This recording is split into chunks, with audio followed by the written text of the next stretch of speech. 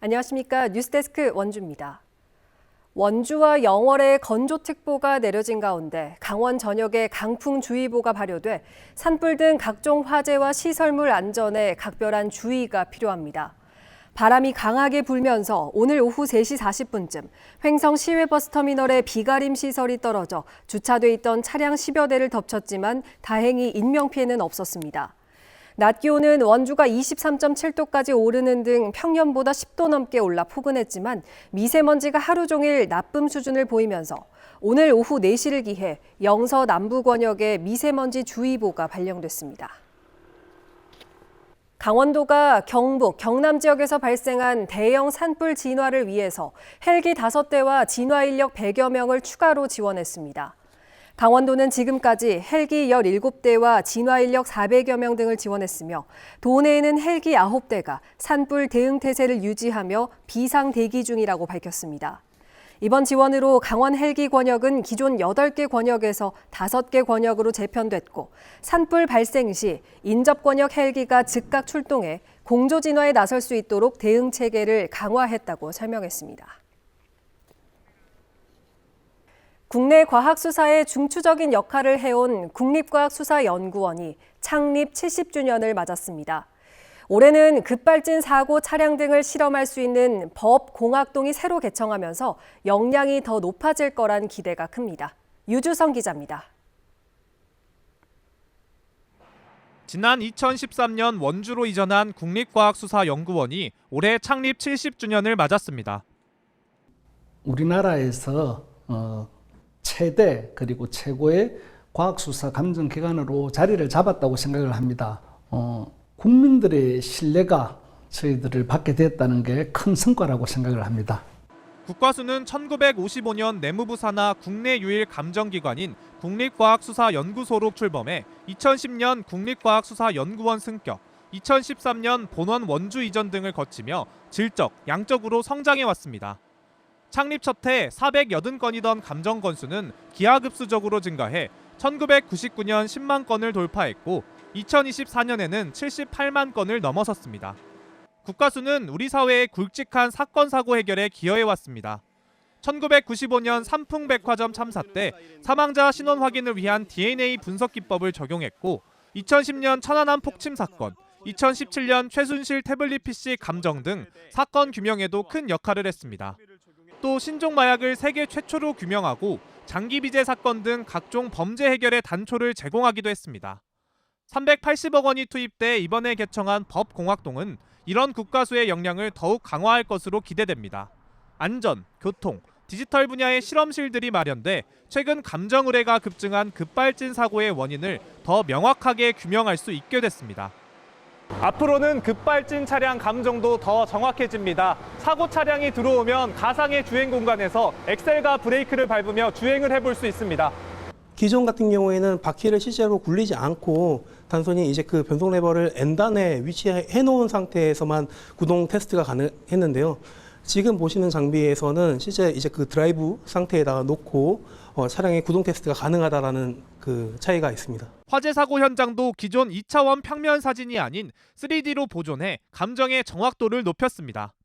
사진 자료밖에 현재까지는 없었거든요. 현장을 영구적으로 보존할 수 있게 되면 장기적으로는 어떤 상황이든지 원할 때 원하는 공간, 원하는 시간에 저희들이 이 현장에 다시금 들어가서 감정을 할 수 있다는 장점이 있습니다. 70주년을 맞은 국과수의 성과는 분명하지만 최근 감정 건수 폭증과 인력난으로 감정 속도가 늦어지고 있다는 평가도 나오는 만큼 역할에 걸맞은 지원이 필요하다는 목소리가 높습니다.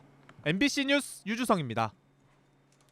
폐광 지역인 태백시의 인구는 전국의 시 단위 가운데 가장 적은 3만 7천여 명 규모입니다. 웬만한 군 지역보다도 인구가 적은데요.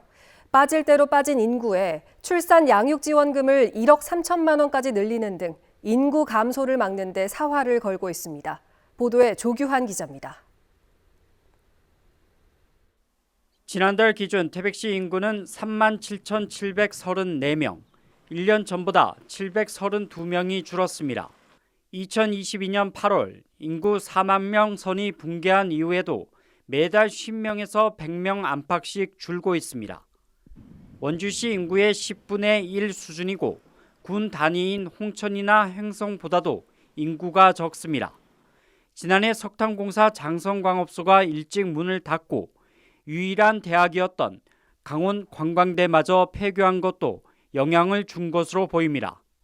65세 이상 인구도 30%를 넘어 초고령 사회에 접어든 지 오래입니다. 기피시설인 교도소를 유치하고 탄광을 대신할 친환경 에너지 산업에 뛰어들었지만 인구를 늘리기엔 아직 사업이 더딥니다. 이렇다 보니 태백시는 아이를 잘 낳아 기르도록 출산을 늘리고 보육 환경을 개선하는 일에 신경을 쓰고 있습니다. 태백시는 현재 정부와 강원도에서 지원하는 임신 출산 의료비와 첫 만남 이용권 외에도 시민들에게 추가 혜택을 주고 있습니다. 산후 건강관리비와 출산 양육비, 어린이집 급식 간식비, 대학생 지원금 등 맞춤형 지원을 독자적으로 펼치고 있습니다.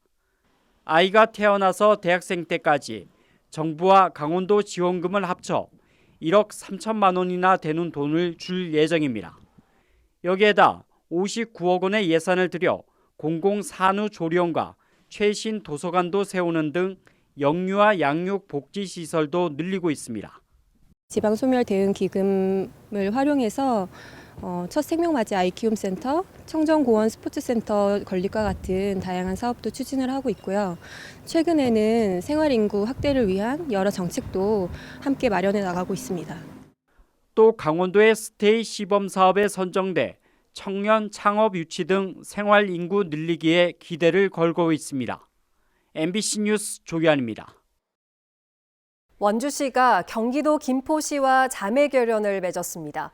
업무 협약을 통해 양 지자체는 소금산 그랜드밸리와 김포 애기봉 생태공원 등 상호 관광지 할인 혜택 부여, 고향사랑 기부제 상호 협력, 농특산물 홍보, 직장 동호회 교류 등의 사업을 추진하기로 했습니다. 특히 수도권 광역급행철도 GTX D 노선의 출발점인 김포와 종착점인 원주 간의 활발한 교류가 기대됩니다. 원주시는 지난 6일 서울 서대문구와도 자매결연을 체결하는 등 타 지자체와의 교류 사업을 이어가고 있습니다.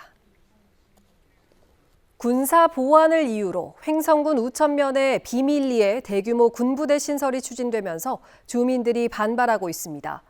우천면 용둔리 주민들은 2023년부터 용둔리 일원 22만 제곱미터 부지를 확보해온 국방부가 또다시 마을 주변 33만 제곱미터 부지를 확보하려 한다며 주민 의견을 무시하고 군사작전 하듯 추진하고 있다고 반발했습니다.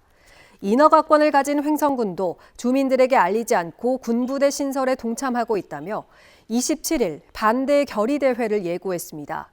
국방부는 농어촌 공사를 통해 우천면 용둔리 55만 제곱미터에 이어 추가 부지를 확보하고 전략 미사일 부대를 창설할 계획으로 알려졌습니다. 오늘 오후 4시 30분쯤 원주시 무실동의 한 도로에서 택시가 인도를 가로질러 아파트 담벼락을 들이받았습니다. 버스 정류장과 인접해 시민들이 있었지만 담벼락만 일부 무너졌을 뿐 다행히 인명피해는 없었습니다. 경찰은 정확한 사고 경위를 조사하고 있습니다. 평창군의 고용지표가 개선된 것으로 나타났습니다. 평창군에 따르면 2024년 취업자 수는 26,800명, 상용 근로자 수는 8,100명으로 고용률이 전년도 78.8%보다 높은 80.6%를 보였습니다. 특히 2023년 39.3%였던 청년 고용률이 크게 올라 54.6%를 기록했고 이는 최근 5년 사이 가장 높은 수치입니다. 평창군은 청년층의 지역 정착을 위해 자격증 취득비 지원, 창업 아카데미 운영 등 다양한 프로그램을 운영하고 있으며 관광, 농업, 그린 바이오 산업 등 지역 특화 산업을 기반으로 지속 가능한 일자리 구조를 만들어갈 계획입니다. 강원도가 내년 국비 10조 원 확보를 목표로 전략회의를 개최하는 등 국비 확보에 나섰습니다. 주요 사업은 SOC로 여주 원주, 춘천 속초, 강릉 제진 등 3개 노선의 고속화 철도에 4,400억 원, 영월 삼척 고속도로 30억 원, 제천 영월 고속도로 500억 원 등입니다. 또 반도체 K 소재 부품 생산 거점 구축 17억 원, 반도체 소모품 실증센터 구축 66억 원, 올림픽 유산시설 활용 30억 원 등 미래 산업과 지역 현안의 국비 확보에도 노력합니다. 횡성군이 의사가 어르신 가정에 찾아가는 방문 진료 사업을 확대합니다. 횡성읍 내과의원과 한의원, 둔내면 한의원 등 3곳 의원과 협약을 맺고 오는 6월부터 의사와 한의사가 가정을 찾아가는 왕진 시범 사업을 시작합니다. 3만 원 정도 드는 왕진 진료비가 부담이 될 수 있어 횡성군이 일부 진료비를 지원하고 참여 의원이 늘어나면 정식 시행할 계획입니다. 횡성군은 노인 통합 돌봄 차원에서 지난해부터 대성병원 의료진이 한 달에 2번 가정에 방문하는 왕진 제도를 도입했습니다. 강원경찰청이 오는 5월 말까지 교통, 도로 안전시설을 일제히 정비합니다.